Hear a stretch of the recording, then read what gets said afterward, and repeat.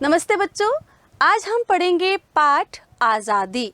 आज़ादी मतलब स्वतंत्रता, हर काम को करने की, चाहे वो पढ़ना हो, लिखना हो, खेलना हो, कूदना हो, किसी भी काम की स्वतंत्रता। इस पाठ में आज़ादी के महत्व को बहुत ही सरल शब्दों में समझाया गया है और शायद ही कोई होगा जो इस कहानी के माध्यम से आज़ादी का महत्व न समझ पाए। तो पढ़ते हैं ये कहानी कि इसमें क्या बताया गया है।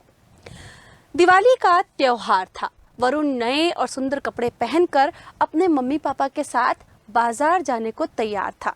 आज उसे बड़ा अच्छा लग रहा था। भाई त्योहार तो सबको अच्छे लगते हैं ना बच्चों, चाहे वो कोई भी त्योहार हो, दीपावली हो, होली हो, दशहरा हो, क्योंकि त्योहारों पर बच्चों की बड़ी मौज होती है। सब लोग उन्हें बहुत प्यार करते हैं, नए नए कपड़े दिलवाए जाते हैं, खिलौने, मिठाइयाँ, न जाने क्या क्या मिलता है। तो बस दीपावली के त्योहार पर वरुण भी बहुत खुश था क्योंकि उसने सुंदर कपड़े पहन रखे थे और अपने मम्मी पापा के साथ वो बाजार जा रहा था। दिवाली पर उसे जलते दीपक, जगमगाते कंदील, घूमती फिरकी, आवाज करते पटाखे बहुत अच्छे लगते थे। इतना ही नहीं, खाने को तरह तरह की मिठाइयाँ मिलती थी।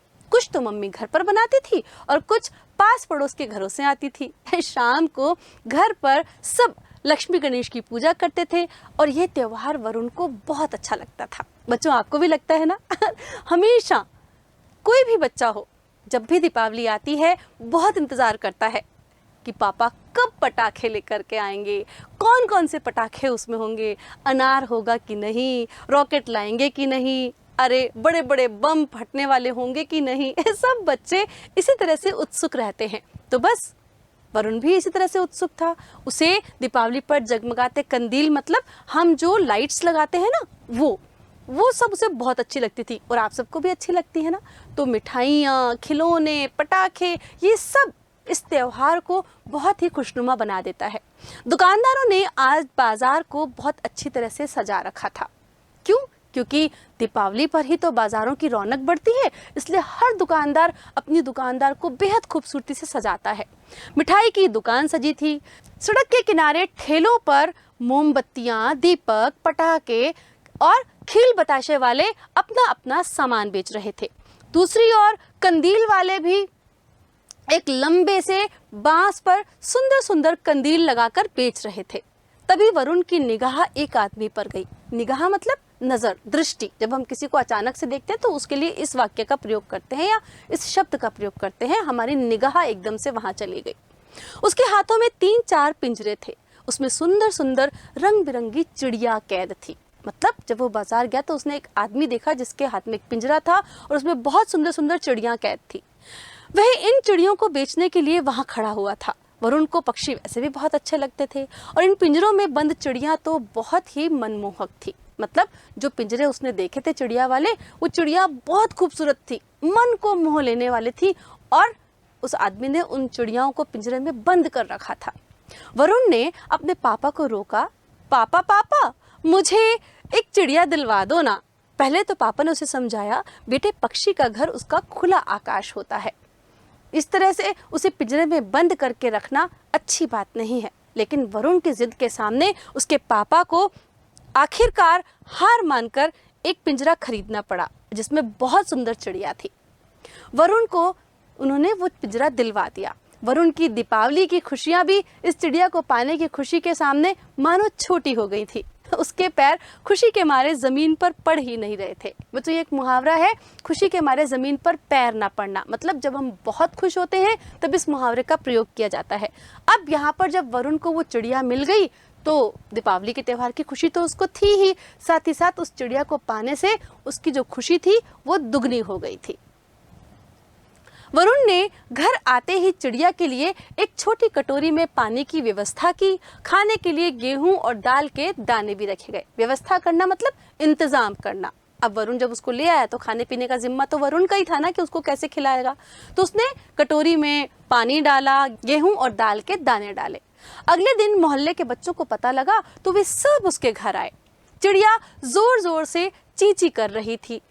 दिन बीतते गए। वरुण अपनी प्यारी सी चिड़िया को बहुत प्यार करता था और उसका वह पूरा ध्यान रखता था। अब चिड़िया उसको बहुत प्यारी थी। वरुण उसके साथ खेलता रहता था, उसका ध्यान रखता था।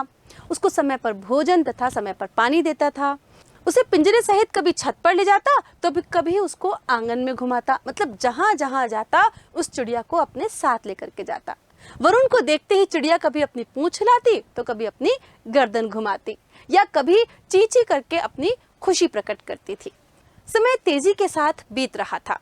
करीब करीब 6 माह यूं ही हंसी खुशी में बीत गए थे। मतलब दीपावली पर वो जो चिड़िया खरीद के लाया था उसके साथ उसका समय बहुत अच्छा बीत रहा था और इस तरह से लगभग 6 महीने बीत गए। एक दिन वरुण बाहर से खेलकर आया तो मम्मी ने वरुण को आवाज लगाकर कहा, बेटा मैं तुम्हारी प्रेमा आंटी के साथ एक जरूरी काम से जा रही हूँ। कहाँ जा रही हूँ? बाजार जा रही हूँ। 1 घंटे में वापस आऊंगी, तुम घर पर ही रहना। मैं बाहर से घर का दरवाजा लॉक करके जाऊंगी। मम्मी ने कहा कि तुम अंदर ही रहना घर में और मैं बाहर से लॉक कर जाऊंगी, ताला लगा जाऊंगी, तुम घर पर ही रहना। मम्मी जाने के लिए तैयार हो रही थी। तभी वरुण मुंह हाथ धोने के लिए कमरे के साथ लगे बाथरूम में चला गया कि मम्मी तो अभी तैयार हो रही है। वरुण के बाथरूम में जाते ही प्रेमा आंटी आ गई और उनके साथ जल्दी में वरुण की मम्मी कमरे को ताला लगाकर बाजार चली गई। वरुण जब बाथरूम से बाहर आया तो पाया कि कमरे का दरवाजा बाहर से बंद है। अब क्या हुआ कि वरुण जब बाथरूम में था तो मम्मी बाहर से लॉक करके चली गई। अब वरुण को बहुत डर लग रहा था। वरुण ने दरवाजे पर आवाज लगाई, मम्मी मम्मी दरवाजा खोलो, पर वहां कोई होता तो दरवाजा खोलता। वरुण को कमरे में बहुत डर लग रहा था। जिस कमरे में रहते रहते वे इतना बड़ा हुआ था वही कमरा बाहर से बंद होने पर उसे काट खाने को आ रहा था। काट खाने को आना बच्चे मुहावरा है, यानी कि वो कमरा उसे बिल्कुल भी अच्छा नहीं लग रहा था। वो उस कमरे में रहना ही नहीं चाहता था। वरुण बहुत घबरा गया तथा जोर जोर से रोने लगा।